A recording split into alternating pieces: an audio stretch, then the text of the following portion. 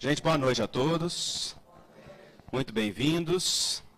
É uma alegria partilhar essa noite com vocês, também com aqueles que nos acompanham de casa, através da nossa transmissão pelo YouTube.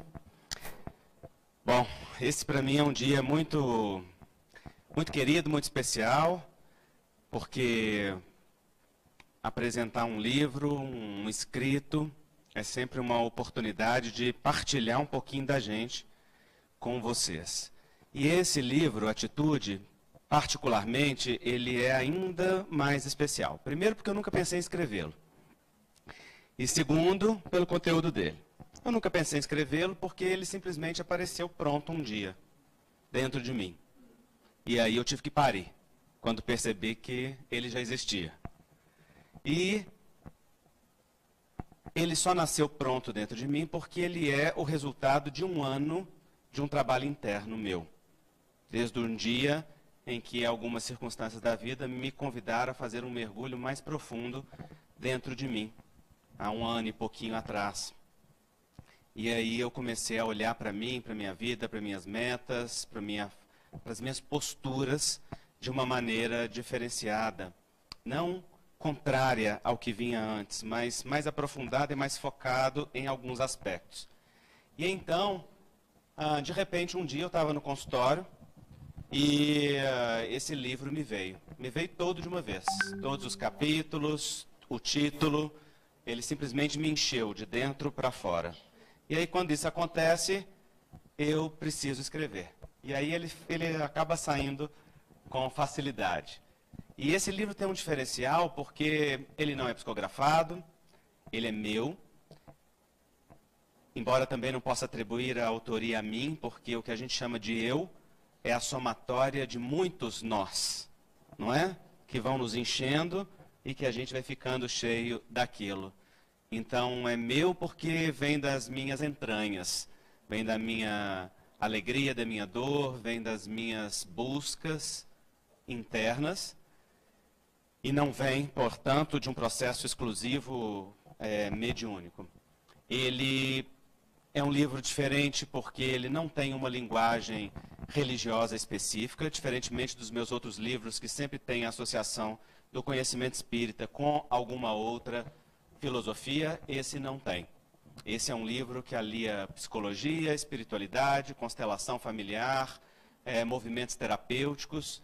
E é um livro em que vocês vão conhecer um pouco mais do Andrei, médico, constelador familiar, pessoa, terapeuta, filho, neto, né? E tem um pouquinho de cada uma dessas minhas experiências ao longo de todo o livro. Então, eu tenho muita alegria de partilhar ele com vocês.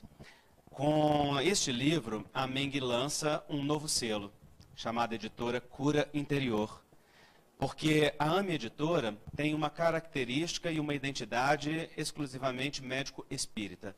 Ela publica livros que fazem aquilo que nós sempre fizemos, aliar o conhecimento espírita com outras áreas do saber. E nós quisemos lançar um selo que pudesse publicar livros com outra área de enfoque para um público mais amplo. Então, o nome da editora já diz do seu propósito, né? Editora Cura Interior, porque os livros têm este propósito. Esta editora nasce também com o firme propósito de que todos os livros publicados por ela tenham os seus direitos autorais integralmente doados para a Fraternidade Sem Fronteiras. Então, a Atitude tem os seus direitos doados para a fraternidade e só serão publicados livros nessa editora cujos autores aceitarem doar os seus direitos para a Fraternidade Sem Fronteiras. Então,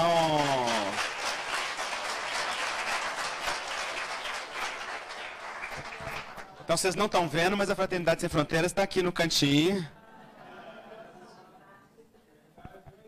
Oi! Nós temos a alegria de ter aqui o Papa Wagner, nosso fundador e presidente, a Clarissa, companheira dele, os nossos Ubuntus queridos, Feli, Mike, Mutege, tão queridos, lá do Malawi, né, que são os nossos líderes locais no Malawi, Mas temos também a Carla, que é da Espanha, caravaneira que vai para o Malaui agora, morar lá. Temos a Isabel Fraga, que é de Portugal. Isso aqui está tão internacional hoje, hein? Temos a Isabel, que é de Portugal, que também foi para Madagascar, né? Para Madagascar e passou um tempo morando em Madagascar.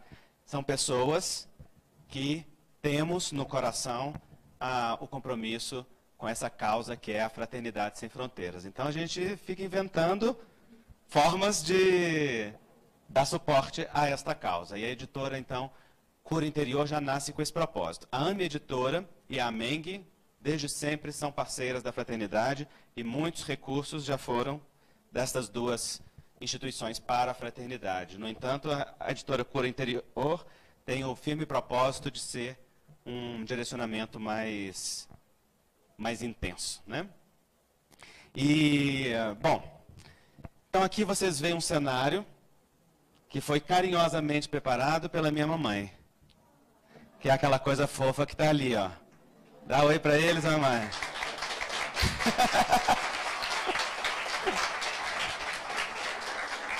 Que é toda tímida, não sei como é que saiu um filho assim, desse jeito.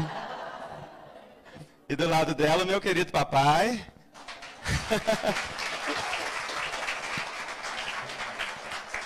E hoje eu também tenho a alegria de ter aqui conosco alguns tios muito queridos.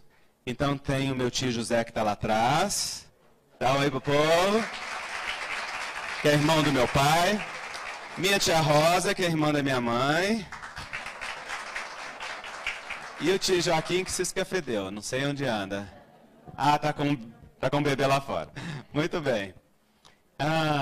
Então, todo esse cenário tem um sentido diretamente conectado com o propósito desse livro. E é isso que eu vou partilhar um pouquinho com vocês. Hoje o objetivo não é fazer uma palestra, é partilhar um pouquinho do conteúdo. Mas como eu não aguento não fazer palestra, vai ser uma palestrinha, não é? Falando um pouquinho, só uma pinceladazinha sobre alguns dos temas. A primeira coisa que eu queria dizer é que muito do conteúdo desse livro vem dos meus workshops de constelação. E um dos objetivos desse livro, na hora que eu senti ele dentro de mim, foi a vontade de partilhar com mais pessoas o conteúdo daquilo que eu partilho com um público que pode pagar por isso. Mas muitos não podem, né? Então, muitas das vezes a gente fica pensando como fazer. Os vídeos são uma forma da gente popularizar mais e disseminar mais. Algumas pessoas que vêm também auxiliadas ao próprio workshop, mas eu tive o objetivo também de colocar aqui uma boa parte de coisas que eu partilho do ponto de vista teórico, até de casos vivenciais, para que pudesse ser mais disseminado. É muito interessante porque o livro chama Atitude e a capa é um mergulho, né? Porque as atitudes que nós propomos aqui são todas frutos de um mergulho interior. São todas frutos daquele movimento de encontro com o real poder pessoal. Com a fonte daquilo que nos empodera na vida, que nos enraiza e que nos faz verdadeiramente caminhar conectados com o nosso propósito do coração. Então, eu começo esse livro com a dedicatória, que é para mim uma dedicatória muito especial. Eu vou ler para vocês e depois eu vou explicar. A dedicatória é: ao meu avô paterno, José Maria de Souza, um homem de fibra, garra e muita atitude. Devemos muito a você, vovô. Gratidão. As minhas avós paterna e materna, Maria da Conceição Machado de Souza e Maria Judite Freire Moreira, que me demonstraram tantas dessas atitudes que aqui descrevo e que ainda preciso aprender. Gratidão. Ao meu avô materno, Lourenço Moreira Dias, por seu legado de alegria e dignidade. Gratidão, vovô. Quando eu escrevi este livro, a última coisa foi a dedicatória. E ela nasceu tão espontânea como o livro inteiro nasceu. Todos os meus livros anteriores, esse é o 15º livro que eu publico, tem uma dedicatória, a não ser os infantis, né? Os infantis não têm, mas os adultos, todos eles têm uma dedicatória e uma dedicatória especial. E quando eu pensei no tema deste livro, a primeira figura que me veio à mente foi o meu avô, que é este daqui. Ixi, coraçãozinho caiu. Esse é meu avô paterno e essa é minha avó materna. E o meu avô é um homem a quem eu particularmente devo muito. Eu acho que eu me identifico muito com ele. E o vovô, vocês imaginem, ele saiu da casa dos pais dele, junto com a minha avó, com uma mão na frente e outra atrás. Teve 21 filhos. 18 nasceram vivos. 15 ainda estão. Quando ele morreu, tinha quase uma casa para cada filho. Tamanhas coisas que conquistou e partilhou na vida. O vovô era um homem de muita atitude. Mas vocês imaginam que era um homem fácil ou um tratorzinho? Um tratorzinho. Como toda pessoa que desbrava, que abre picadas, não é? E ele acabou ficando marcado por uma herança dessas atitudes firmes e às vezes duras. E talvez essa seja uma das coisas que mais frequentemente é comentada dentro da família, porque nas nossas famílias nós temos mesmo essa tendência de falar daquilo que nos falta e menos daquilo que está cheio, né? Mas esses dias o meu pai compartilhou conosco uma foto do vovô no grupo da família. E foi exatamente quando eu estava escrevendo esse livro.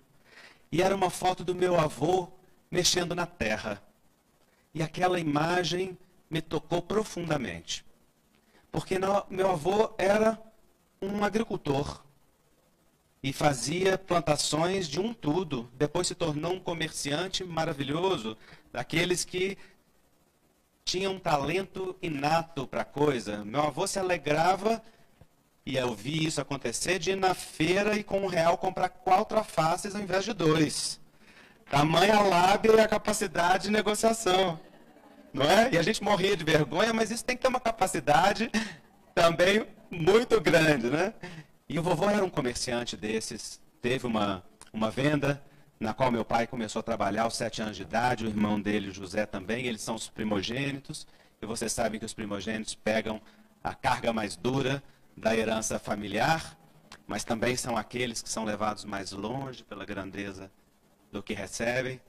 E eles, então,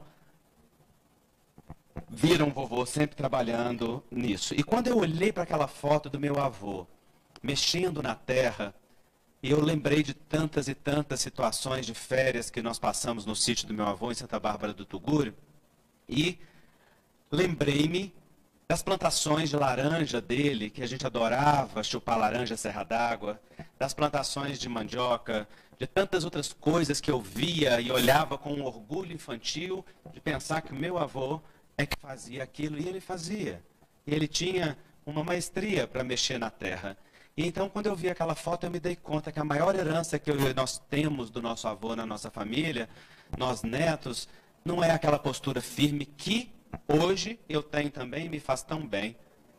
E, claro, tem que dosar também, porque também pode me fazer tão mal. Mas não é isto. É a herança de ser um fecundador de vida. O vovô era um promotor de vidas. Ele mexia, fazendo com que as coisas fossem plantadas, brotassem e dessem vida continuamente.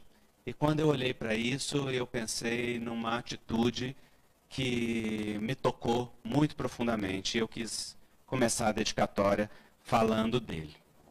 Então hoje eu tenho aqui o meu pai, e o meu pai tem muito do meu avô, em todas as suas grandezas, o meu tio igualmente, e através deles eu honro a memória do vovô e o legado dele, né, dedicando a ele, porque se tem uma coisa que ele ensinou para a gente foi a ter atitude, não é?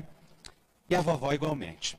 A vovó era uma mulher de muita atitude, mas ela passou para a história como todas as mulheres da geração dela, em geral, como se fosse uma mulher submissa. A gente olhava para ela e falava assim: ah, vovó, como a senhora sofre com vovô? Ah, vovó, eu mesmo disse assim para ela algumas vezes, repetindo, né? fazendo os ecos das vozes familiares. Eu falava assim com ela: ah, vovó, a senhora quando desencarnar, quando morrer, vai para o céu direto. Aí ela dava um sorriso daqui até aqui, muito católica, e eu achava que ela concordava comigo. E assim nós fomos. E aí quando o vovô faleceu, com 96 anos de idade, vovó tinha, na minha família paterna, há uma longevidade maravilhosa. Minha bisavó faleceu com 102 anos de idade, né, pai? 102 anos de idade. E lúcida, e pedindo meu pai e o tio para levar para passear. Era uma coisa incrível, né? Era uma grande força. E quando então o vovô faleceu, todo mundo falou: bom, agora a vovó vai ter vida, né? Pelo menos uns anos livre, pelo menos, porque a gente tem a tendência de ver só as aparências, só o superficial. E aí, estamos lá no velório do vovô, vem a vovó, devagarzinho, todo mundo assistindo, né? De repente ela para do lado do caixão, olha para o vovô e diz assim: ô meu amor, espera só um pouquinho que eu já estou indo. E 8 meses depois ela estava morta, sem ter naquele momento nenhuma doença que levasse a isso. Então nós chegamos à conclusão de que nunca foi submissão, sempre foi amor. E por amor as pessoas renunciam. Por amor as pessoas têm atitude de renúncia. Por amor têm atitude de sacrifício. Por amor têm atitude de abnegação. Por amor têm atitude de paciência. Por amor têm atitude de espera, de respeito.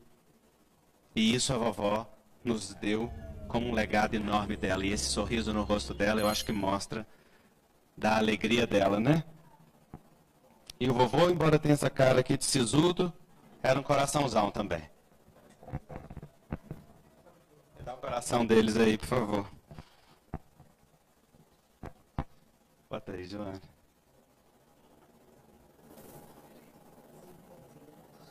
Isso. Estou vendo uma Madalena aqui.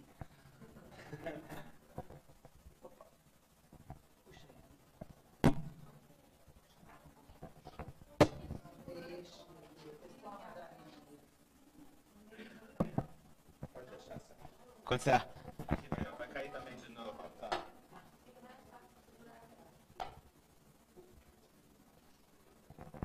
Ah, eu já sei porque que tá caindo. Me dá aqui. Não. É porque esses coraçõezinhos pertencem ao meu pai.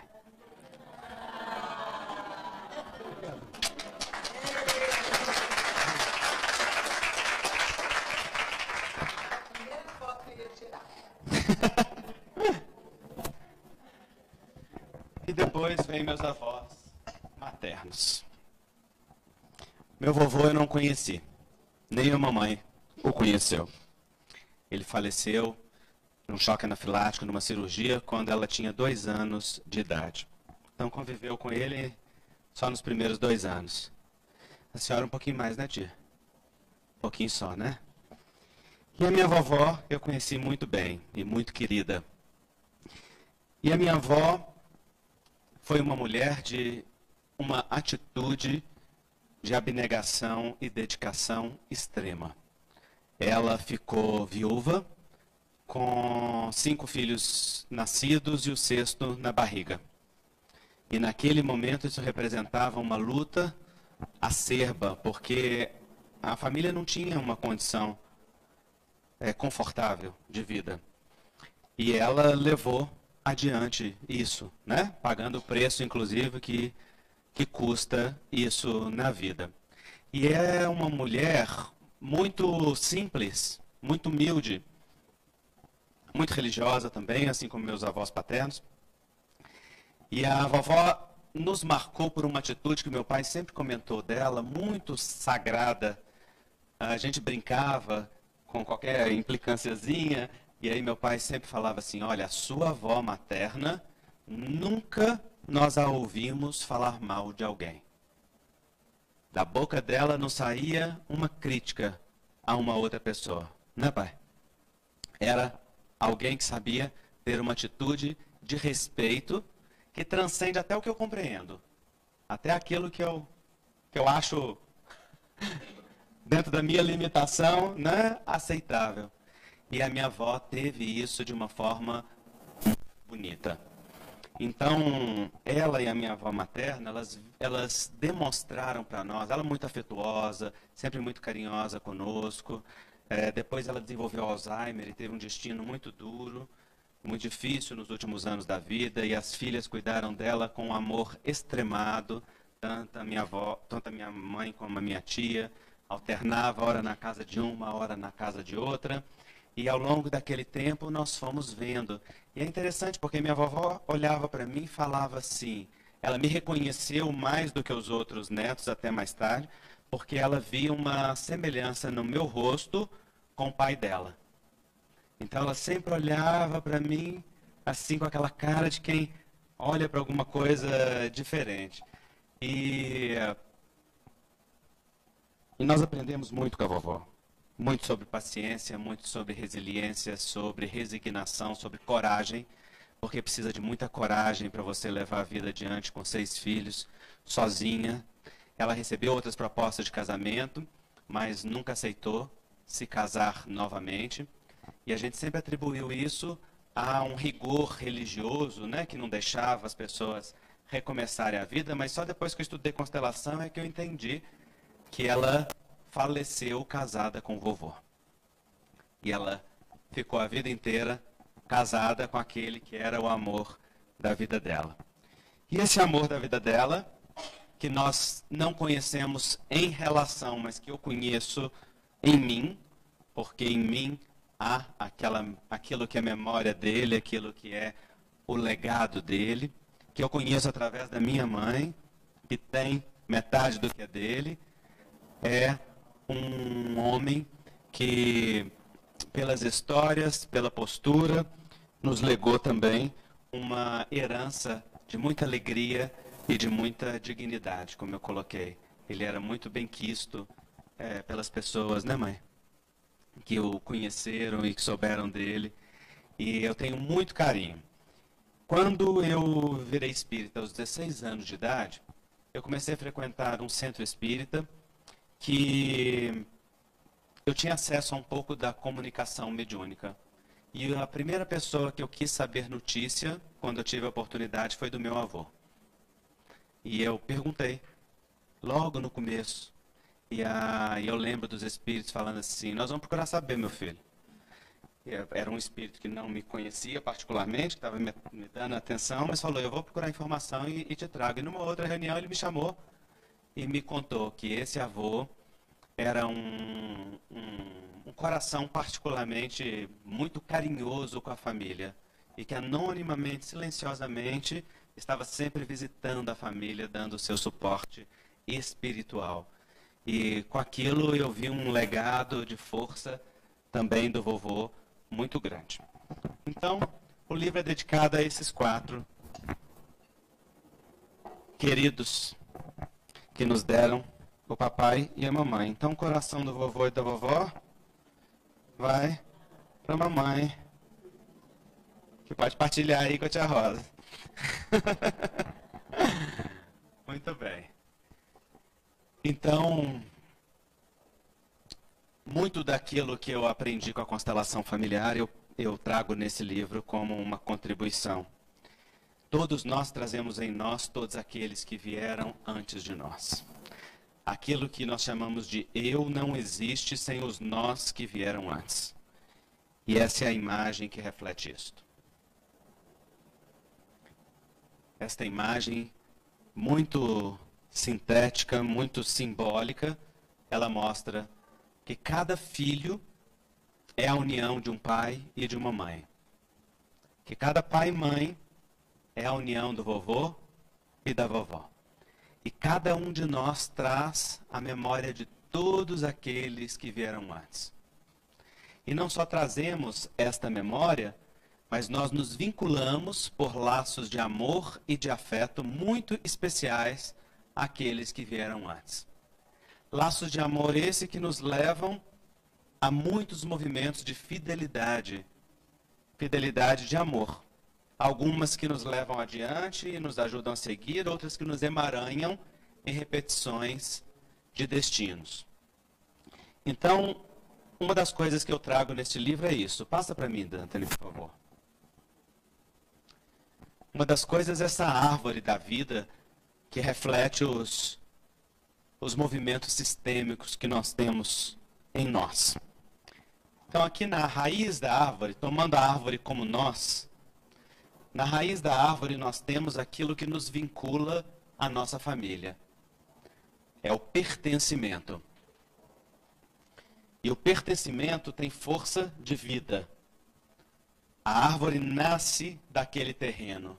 Nele ela se desenvolve, se enraiza e cresce. Ela pertence àquele terreno.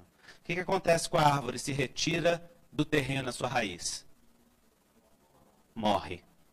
Quando nós nos desconectamos do pertencimento familiar, isso para nós é tomado como uma pulsão de morte, ou como uma força de morte.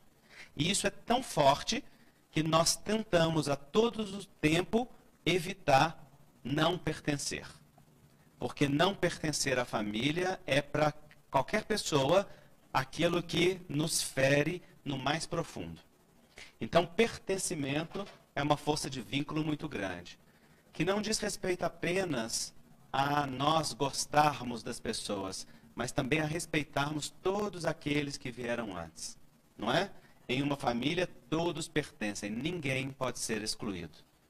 Há um lugar de amor para tudo e para todos em cada sistema. Mas o tronco dessa árvore é a ordem. E a ordem é exatamente o movimento do amor dentro de uma família. É um movimento ordenado. Não basta numa família que exista amor. O amor precisa respeitar a ordem. Ele vem daqueles que vieram antes para aqueles que vieram depois. É como um rio que forma uma cascata e gera um rio que segue em um patamar inferior. E isso não faz um movimento de refluxo. Segue sempre adiante. Portanto, na relação com os pais, eles vieram antes. Os pais dão, os filhos recebem. Esse é um movimento sequenciado da vida. E os filhos agradecem os pais passando adiante o que receberam e dando, por sua vez, para a vida aquilo que receberam. E esse movimento ordenado, ele é a estrutura que faz com que aquilo que a gente absorva do pertencimento possa ser partilhado nas galhas. As galhas trazem todas as áreas da nossa vida. A relação conosco mesmo, a relação de casal, a profissão, a relação com o dinheiro, a espiritualidade. Tudo isso são movimentos sequenciados que vêm desse tronco que é a ordem. Portanto, se eu tiver uma raiz fora da terra, o que acontece com as galhas? Secam. Se eu cortar o tronco, o que acontece com a galha? Seca. Então, nas galhas, nós temos um movimento de equilíbrio nas trocas, que é conectado à ordem e que é conectado ao pertencimento. Por isso, qualquer problema na nossa vida, nessa área da ordem, na relação com os pais, ou do pertencimento na relação com a família, reflete nas diversas áreas que nós vivemos. Da mesma forma, quando nós olhamos para problemas nas diversas áreas que nós vivemos, nós precisamos nos remeter também à relação com a fonte. Então, eu explico isso com mais detalhe lá. Esse é um movimento das leis sistêmicas, né, que estão ligadas à vida. Passa o próximo, por favor. Mas uma coisa que eu partilho, por exemplo, no capítulo 13, que chama Respeito à Ordem, os 5 Círculos do Amor, é exatamente esta percepção do Bert que foi muito rica. O Bert é um terapeuta alemão, que mais desenvolveu as constelações familiares, e ele nos mostra que o amor segue um movimento em nós, que é de fora para dentro. O primeiro círculo do amor é a nossa relação com os pais. Dos pais vem a vida. O amor dos pais como casal, porque graças àquele amor de casal nós existimos, e o nosso amor de filho para com eles como pais. porque eles nos tomaram como filhos e nos aceitaram como filhos, nos deram o seu nome e nós viemos deles. Cada um de nós traz a metade do papai unida à metade da mamãe. E em nós, eles vivem. Então, o primeiro movimento do amor que nós fazemos na vida, a gente chama que é o tomar o amor de pai e mãe. Tomar é uma postura ativa de se conectar para sentir, para receber. Às vezes parece que o tomar amor de pai e mãe significa você querer que eles deem continuamente o amor a você. Não se trata disso. O segundo círculo do amor é a infância e a adolescência, que é exatamente o nosso lugar de filhos. E enquanto nós somos filhos pequenos, os nossos pais nos dão gratuitamente. Mas à medida que nós crescemos, nós precisamos aprender a tomar deles o que nós precisamos. Tomar significa eu ajudo a mim mesmo a ter o que eu preciso. Eu me conecto para receber. Qual é o problema nesse ponto? É que a gente sofre por não ter recebido e se recusa a tomar. Ah, eu sofro porque meu pai não me deu, porque minha mãe não me deu, porque não fez do jeito que eu queria, porque não tinha para dar, porque minha vida foi dura, porque foi difícil assim assado. Então a gente fica olhando para o vazio. E claro, as crianças só olham para o próprio umbigo. A criança enxerga alguma coisa além do próprio umbigo? Não, a criança olha para papai e mamãe e ela vê duas pessoas que se sacrificam pela vida? Não, ela vê duas pessoas que devem dar para ela aquilo que ela quer ou aquilo que ela precisa. E é natural. Porque quando ela era bebê, ela ganhava gratuitamente. Mas quando nós chegamos a ser adultos, a nossa criança interna deve ceder lugar para o adulto que nós somos. E aí faz parte da vida adulta que nós façamos pela nossa criança aquilo que ela precisa. Não é tarefa do pai e da mãe fazerem mais. Não é tarefa do marido ou da esposa dar no lugar do pai ou da mãe. O primeiro movimento é o compromisso de amor conosco. E somos nós que damos à nossa criança o que ela precisa. Às vezes, o papai morreu cedo, a mamãe morreu cedo, ou morreu ao longo da vida, ou morreu já mais velho e a gente sente falta. A saudade, o luto que não passa, são aquela voz da criança dizendo assim, eu ainda queria que estivesse aqui me dando, ou eu queria ter tido. É justo, é uma dor natural. Afinal de contas, a nossa criança interna quer ter. No entanto, o adulto que nós somos pode dar a ela aquilo que ela precisa. Quando, por exemplo, nós paramos de matar o papai e a mamãe dentro de nós. E deixamos que o papai e a mamãe deixem de ser. Que o papai e a mamãe deixem de ser ausências mortas para se tornarem presenças vivas dentro de nós. Esse é um movimento ativo que nós fazemos, dando à nossa criança interna aquilo que ela precisa. Quando nós deixamos que o papai e a mamãe sejam herança viva em nós. Então nós passamos a caminhar na vida não como órfãos de um pai ou de uma mãe que se foram, mas como aqueles que no coração se sustentam no pai e na mãe que estão em nós. E em nós eles permanecem vivos. Essa é uma maneira de tomar. É quando nós damos à nossa criança interna aquilo que ela precisa. É quando nós percebemos que 50% de nós é o papai e 50% de nós é a mamãe. E nós preenchemos o coração daquilo que eles representam. E sabemos que a memória deles e tudo que é deles está aqui, ó, em cada célula. E que o abraço de amor deles está aqui todos os dias. E que em nós nunca há divórcio. E que em nós nunca há separação. E que em nós nunca há morte. A não ser que a gente mate, a não ser que a gente separe, a não ser que a gente divorcie. Portanto, tomar o amor de pai e mãe é deixar os pais vivos em nós e deixar que a gente caminhe pela vida como filhos deles e não como órfãos deles. Essa é uma maneira, por exemplo, de cuidar da nossa criança interna e tomar este amor. Porque isso tem uma ampla repercussão sobre o terceiro círculo do amor, que é o dar e tomar na vida. Dar e tomar é a troca de equilíbrio que a gente faz em todos os relacionamentos. Nós ofertamos e nós recebemos. Isso é uma troca de equilíbrio. Dar e receber. Quando nós não nos enchemos no coração dos nossos pais, esta vivência do terceiro círculo de amor fica prejudicada. Porque então nós vamos buscar, naqueles lugares onde a gente devia trocar em equilíbrio, aquele amor que só o pai e a mãe têm para dar.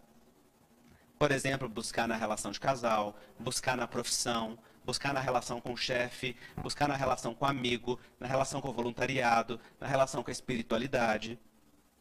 E aí, esse pai e essa mãe, que nós não tomamos o seu amor, nós cobramos que os outros nos deem no lugar deles. Mas ninguém tem para dar esse amor senão o papai e a mamãe. Qual papai e mamãe? Aqueles que estão dentro de nós, porque é a postura nossa diante deles que determina estar conectado ou não à força deles. Não é o eles nos darem ativamente como crianças eternas. Então, se encher desses círculos de amor é extremamente importante. Um exemplo fácil da gente pensar nisso é aquilo que faltou às nossas crianças interiores. Todos nós temos uma história daquilo que foi dado e daquilo que faltou. Todos nós sabemos dizer o que o nosso coração acusa, o que o nosso coração queixa a sua falta, não é? Então, tomar é uma postura ativa que ajuda a gente a ir buscar e dar à nossa criança o que ela precisa hoje. E é por isso que aquela boneca está ali. Vocês estão vendo uma boneca aqui? Não estão, né? Eu vou mostrar para vocês.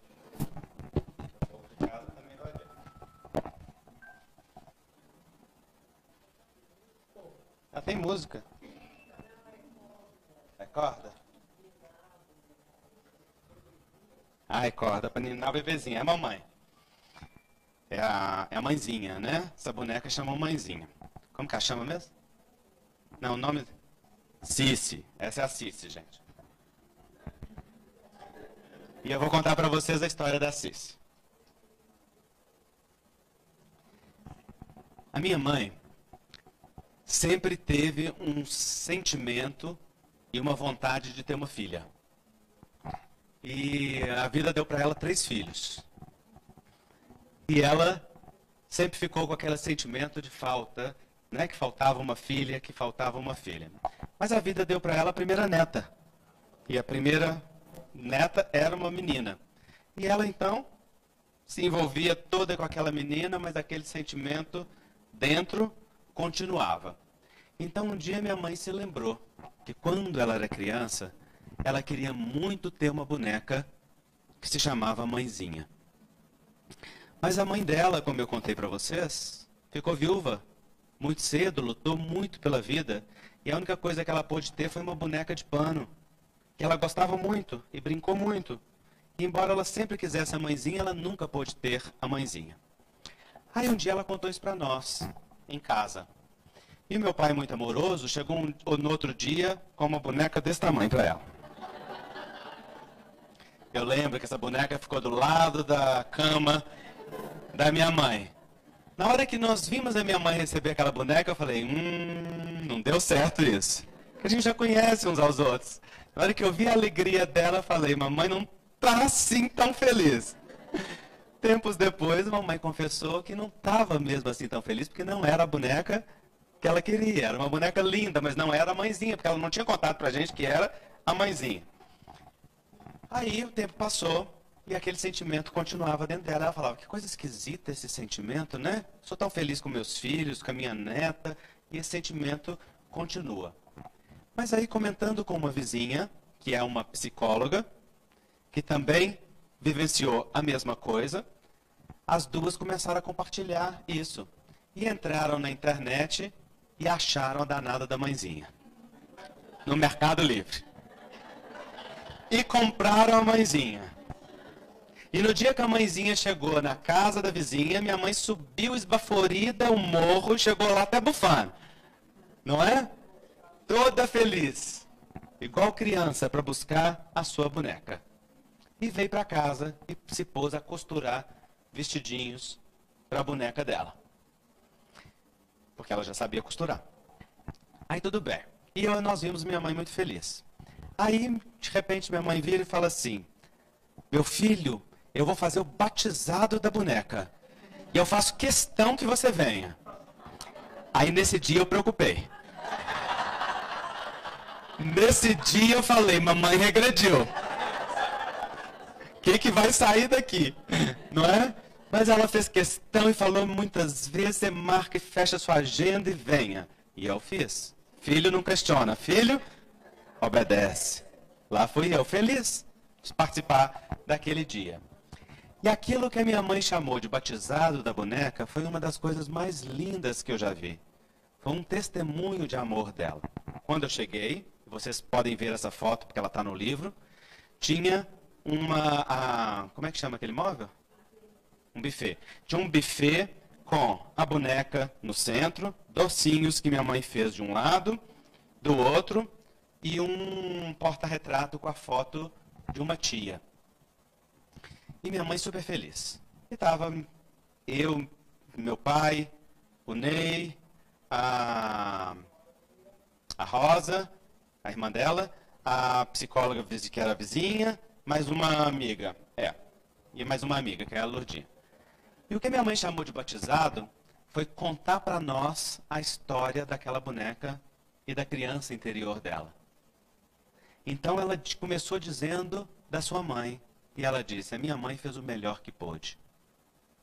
E a minha mãe lutou com muita dignidade para dar conta de criar 6 filhos. E aquela boneca que ela me deu era muito querida, eu gostava muito daquela boneca. E ela falou com muito carinho daquilo que ela pôde ter. Mas ela disse: mas eu sempre quis ter uma mãezinha. E agora eu posso me dar. E aí ela contou a trajetória até chegar naquela boneca. E aquela tia que estava no porta-retrato era a tia que havia ensinado ela a costurar. E graças àquilo que aquela tia ensinara a ela, ela agora podia costurar as roupinhas para a boneca dela. E a boneca estava lá, feliz, em cima da cômoda. Não é? Está dormindo agora. Ela vira a cabecinha e abre o olho. E naquele dia, nós vimos a minha mãe alegre, numa alegria genuína, como poucas vezes a gente viu, embora ela seja muito alegre, mas naquele dia ainda estava mais alegre. E ela disse que desde o dia que ela pegou aquela boneca, aquele sentimento dentro dela desapareceu. Porque na verdade aquele sentimento era só um vínculo com a sua criança interior dizendo: algo me faltou. Mas agora aquela adulta que ela era, podia olhar para aquela criança com carinho, pegar ela no colo, compreender aquela criança e dizer para ela: vamos embora, que agora eu te dou aquilo que faltou. E com 69 anos de idade, se presentear com a boneca da infância que sempre desejou. E poder completar o seu coração.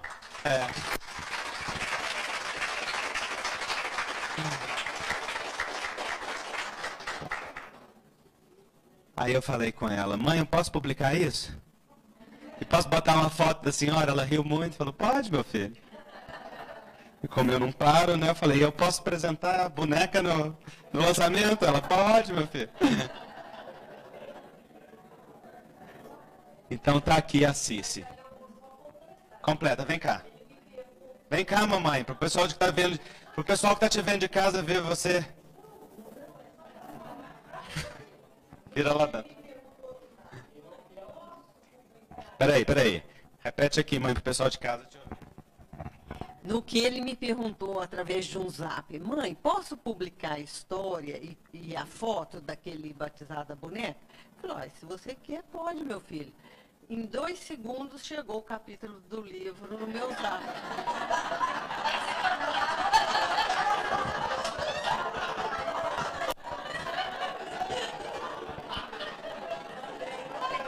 É porque eu sou rápido, mamãe. É porque quando o livro chegou, quando chegou a boneca do livro e eu olhei para aquela foto, eu pensei assim, eu acho que eu tinha que ter pedido autorização para ela. Aí eu já pedi autorização e já mandei logo a foto para ela ver como é que tá.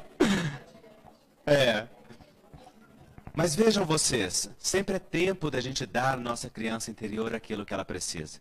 Às vezes o que ela precisa é de uma boneca, às vezes o que ela precisa é de carinho, às vezes o que ela precisa é de atenção, às vezes o que ela precisa é de palavras de estímulo, às vezes o que ela precisa é de oportunidade, às vezes o que ela precisa é de um abraço do pai e da mãe. Quantas vezes eu vi pessoas que ficam queixando porque eu não tive o abraço do papai, eu não tive o abraço da mamãe, mas a mamãe e o papai estão ali agora e a pessoa não abraça. E olha com mágoa o tempo todo dizendo, não me abraçava, não manifestou afeto, mas a pessoa está ali agora. Então, enquanto a nossa criança interna fica magoada, queixando o que não teve, o nosso adulto repete aquilo que lhe faltou. Eu queixo que o papai e a mamãe me abandonaram na minha interpretação infantil e agora eu me auto-abandono. Porque eles não puderam me abraçar, ou me beijar, ou cuidar de mim. E agora eu também não os abraço, não os beijo e não cuido de mim. E é como se eu dissesse para minha criança assim, você não teve lá atrás e agora vai continuar não tendo. E essa é a atitude de vitimismo. Permanece vítima, sem dar a si mesmo. Mas aquele que se acolhe, olha para o papai e mamãe e falaram, sim, eles não puderam me dar. Não puderam porque não quiseram, porque não tinham para dar, porque não souberam, porque estavam ocupados, porque estavam doentes, porque estavam fora, qualquer coisa. Mas agora estão aqui. E agora eu posso dar a eles o abraço que eu preciso. Porque o abraço que nos machuca não é aquele que nós não demos dos nossos pais. Não é aquele que nós não recebemos dos nossos pais. É aquele que nós nos negamos a dar. Não é aquilo que os nossos pais não puderam nos ofertar. É aquilo que hoje eu sufoco a minha gratidão e o meu amor de dizer obrigado pelo que foi possível. De forma comum e imperfeita, como todo ser humano. E quando a gente pode abraçar, então a nossa criança interior pode ter o que precisa. Mas às vezes o papai e a mamãe não estão aqui mais. Então eu posso fechar os meus olhos e dentro do meu coração, abraçá-los. Ou eu posso ver que eles vivem em mim e abraçar a mim mesmo e saber que abraçando o filho deles, eu abraço a eles. Isso é o tomar o amor. A atitude ativa que eu faço para me dar aquilo que eu preciso. Então esses são os 3 primeiros círculos do amor. Tomar o amor dos pais, como casal. O nosso lugar de filho na infância e na adolescência. O nosso dar e tomar com o mundo em equilíbrio. E depois vem o 4º círculo, que o Bert chamou de concordar com todos os seres humanos. Concordar com todo ser humano é aceitar a realidade como ela é. É aceitar o ser humano como é. A atitude de aceitação é muito confundida com a atitude de passividade. Como se a aceitação fosse não agir. Não.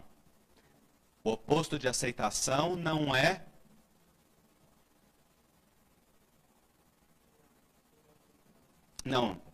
a aceitação não está ligada à inação. A aceitação está ligada à não rebeldia. Aceitar é não estar contra. Mas eu posso ter uma postura resignada e ativa. Resignada significa eu concordo com a vida como ela é. E agora eu trabalho para transformar o que precisa.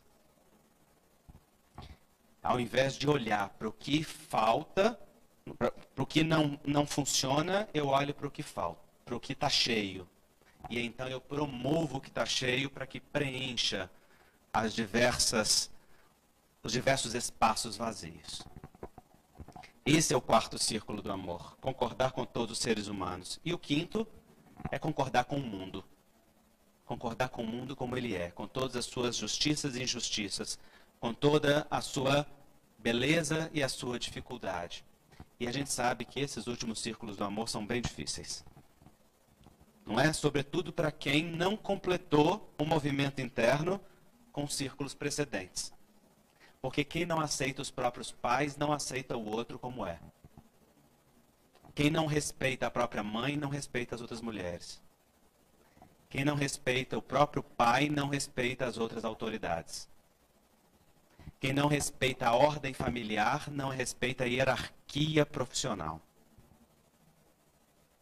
Quem não respeita a estrutura da família não respeita o chefe, não respeita os colegas de serviço. Então, nós concordamos com os seres humanos e concordamos com o mundo quando nós vamos completando os movimentos do amor dentro de nós.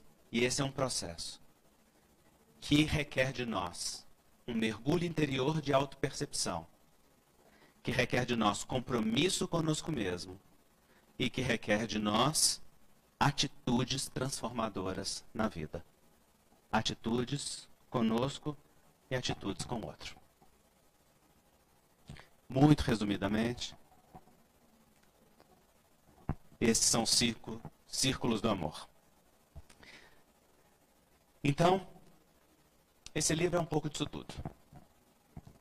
De diversas atitudes, com casos, com conceitos, com reflexões, com ideias partilhadas com amor, para que um mergulho interior possa ser feito de forma que ajude a cada um a se empoderar mais do verdadeiro poder real.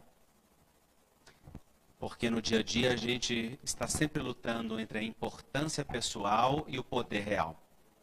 A importância pessoal é a imagem, é o aplauso, é a vaidade, é o orgulho, é aquilo que você faz para o outro e que o outro reconhece. O poder pessoal é o lugar do afeto, em que você toca e é tocado, em que você enraiza na força da sua própria família e age no mundo a partir daquilo que as suas raízes têm para dar. Através da autoestima, através da sua própria visão, do seu poder pessoal. E o que nós fazemos no dia a dia é precisar aprender a caminhar da importância para o poder. Porque a importância está ligada aos nossos vazios e o poder está ligado ao que é cheio em nós. Então, o objetivo desse livro, para a minha vida e para partilhar, é que nos ajude a conectar com aquilo que promove o verdadeiro empoderamento pessoal. E o que eu desejo é simplesmente que ele promova alguma alegria no contato com algum lugar dentro de cada um que o ler. Porque, para mim, ele já tem cumprido o objetivo, que é movimentar em mim aquilo que eu preciso dentro desse movimento. E é no esforço da vivência de tudo isso que eu estou nesse momento. Então, não escrevo como professor, como alguém que tem aula para dar, que sabe e pode dizer, aprendam vocês. Eu partilho como um aluno iniciante, que diz assim, olha, isso aqui é o que me está dado perceber até agora sobre esses assuntos. Se fizer sentido para o coração de vocês, tá ótimo. Se não, pega outro livro e vai ler outro livro. Tá certo? O outro chama Amor a 2, né? Se esse não fizer sentido, pega outro livro. Amor a 2, Reconciliação, Alto Amor, Cura e Autocura. Muito bem, pessoal. Então, muita alegria que todos vocês tenham vindo, que as pessoas de casa nos acompanhem. Para quem nos acompanha de casa, o livro está disponível no site da editora Cura Interior, www.editoracurainterior.com.br. O Dante vai colocar nos comentários aí para vocês. E é isso. Alguma pergunta, alguma questão? Querem falar alguma coisa?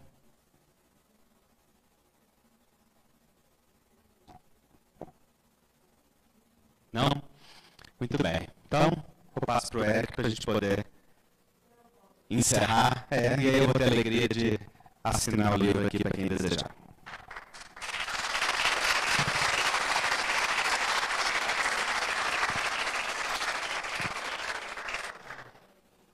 A gente agradece o Andrei por esse momento maravilhoso, né? Tantos compartilhamentos, quantos sentimentos, quanta história, e por poder dividir um pouquinho disso que é vivo dentro dele com todos nós, né?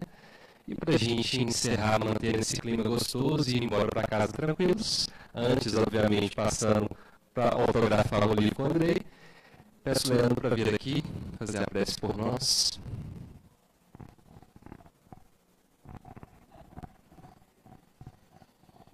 Vamos todos fechar os olhos, relaxar por um momento, agradecer ao Senhor, Mestre Jesus, pela oportunidade do aprendizado,